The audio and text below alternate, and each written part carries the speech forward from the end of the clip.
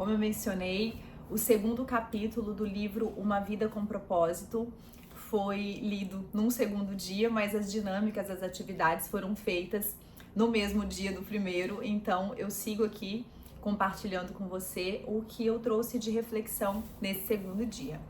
O título do capítulo é Você Não É um Acidente. E aqui eu vou trazer primeiro os trechos que eu destaquei e na sequência eu trago a pergunta e as reflexões, tá bom? Primeiro, você não é um acidente e seus pais podem não tê-lo planejado, mas Deus certamente o fez. Ele o aguardava e está vivo porque Deus quis criá-lo. Ele determinou cada pequeno detalhe em nosso corpo. Ele fez seu corpo sob medida, determinou os talentos naturais que você possuiria e deu-lhe uma personalidade singular. Deus fez você por um motivo. Decidiu a hora do seu nascimento e seu tempo de vida. Deus também planejou o lugar em que você nasceria. Planejou tudo conforme o propósito dele. Nada em sua vida é arbitrário, tudo tem um propósito. Os seus pais, eles tinham o DNA que Deus precisava para formá-lo. Deus nunca faz nada acidentalmente e jamais comete erros. Ele tem um motivo para tudo que concebe. Cada pessoa foi idealizada com um propósito definido. O Senhor já pensava em você antes de criar o mundo. Na verdade, você foi o motivo dele ter criado. Somos a razão de seu amor e o que há de mais precioso em toda a criação. O Senhor não age de forma aleatória, ele planeja tudo com extrema precisão.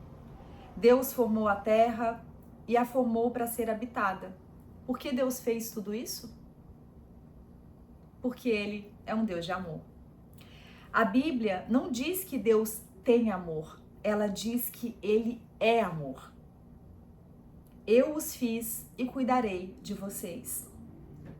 Há um Deus que o fez e por uma razão. Descobrimos esse significado e o propósito divino somente quando tomamos Deus como ponto de referência de nossa vida. E aí ele traz aqui um poema de Russell Kelfer, que tem algumas estrofes, mas eu vou destacar a primeira frase de cada um. Você é quem é por uma razão. Sua aparência tem uma razão. Seus pais foram por ele escolhidos, afinal, eles trazem seu DNA. O trauma que você enfrentou foi permitido para dar forma ao seu coração. Você é quem é por uma razão. Bom, nesse dia 2, o tema para reflexão é: não sou um acidente. Quantas vezes a gente se pergunta nesse aspecto do para que é o meu propósito? Para que eu fui criado? Você já se perguntou isso? E às vezes, dependendo das dificuldades que você enfrenta, dos desafios que você já passou, se questionar qual é realmente o motivo da minha vida? Será que Deus realmente me criou com um propósito específico? E ele traz essa reflexão que sim, e inclusive os desafios que você enfrenta, os desafios que eu enfrento, eles servem para me forjar, para me tornar quem eu sou. Eu vou até compartilhar aqui, que a ideia é essa, né, trazer a minha reflexão.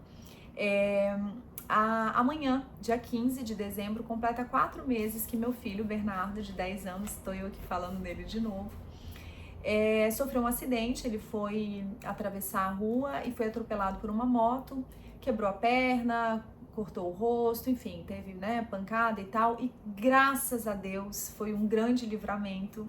Ele não teve maiores consequências, a vida dele foi poupada, e eu vi o agir de Deus, o milagre em pequenas coisas, em cada detalhe, e eu senti muita gratidão por esse livramento, e obviamente senti a dor de uma mãe que vê o filho ali naquele estado, tive medo, mas eu tive acima de tudo muita fé, muita confiança de que ele ficaria bem.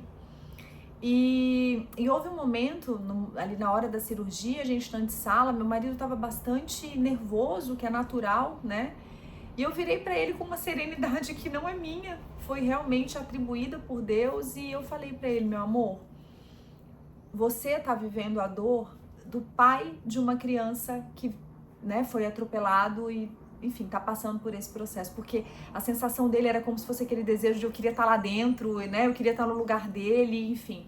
Falei, eu tô vivendo a dor da mãe, e o Bernardo vai viver a dor que ele precisa, para ele se transformar na pessoa que ele precisa se tornar, para Deus poder usá-lo do jeito que Deus quer usar. E assim, eu acredito muito que Deus tem planos importantes para a vida do meu filho, assim como eu acredito que tem para as nossas vidas, né? Mas quando a gente fala em filho, existe como mãe um compromisso da minha parte em orientá-lo, em educá-lo, em ajudar a contribuir com Deus para que ele seja direcionado para viver aquilo que Deus tem para a vida dele, né? Então é uma responsabilidade grande.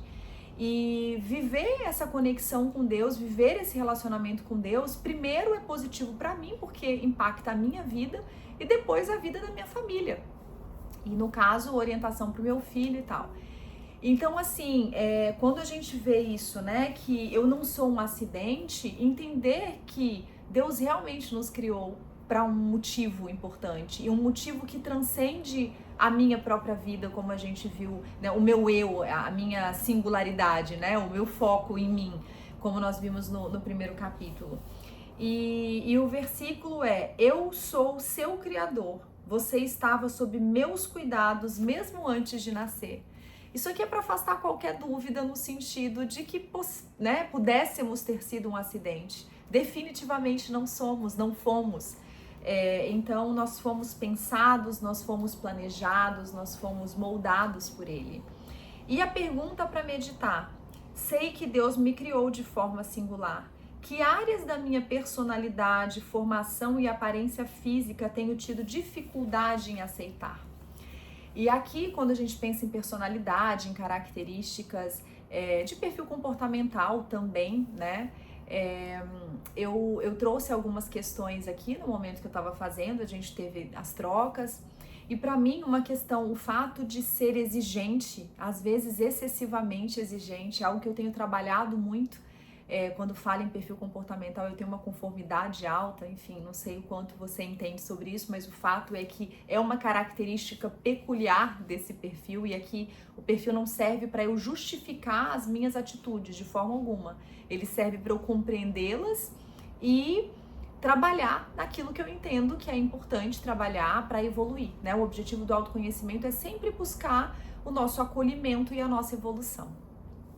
E às vezes esse excesso de exigência, ele machuca, né? Ele é ruim para mim, ele é ruim para quem tá ao meu redor. E aí tem uma outra questão que a gente trabalha também na minha mentoria, que é o aspecto dos exageros. Então, tudo em excesso na nossa vida faz mal. Então, uma qualidade positiva em excesso, ela vai trazer também os malefícios. Toda luz tem uma sombra, né? Então, vou falar, por exemplo, do perfeccionismo. Uma pessoa perfeccionista, ela tem como um olhar negativo o fato de travar muitas coisas, porque nada nunca tá bom, então ela deixa de fazer, ela não realiza, ela não dá o passo. Por outro lado, o lado positivo disso é que ela vai ser uma pessoa criteriosa, cuidadosa, caprichosa. Mas você percebe que no excesso é ruim? Se a gente pensar, por exemplo, numa pessoa atenciosa, uma pessoa excessivamente atenciosa, ela pode se tornar uma pessoa bajuladora, ela pode sufocar.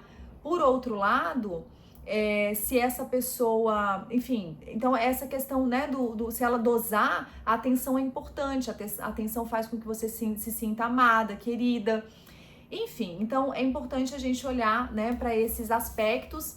E aqui eu pensei sobre algumas questões nesse sentido e deixo aqui a reflexão para você também pensar sobre você, quais características, né, apesar de entendendo que Deus te criou de forma singular, que áreas ainda você tem tido dificuldade em aceitar em você, porque as nossas características, elas têm uma função, né? Elas foram pensadas para nós com um objetivo e obviamente a gente está aqui para, enfim, evoluir, mas também para validar essas características, se apropriar daquilo que a gente tem como diferencial e usar isso para cumprir o nosso propósito, para cumprir a nossa missão no mundo. Eu espero que você tenha gostado e continuamos no próximo capítulo.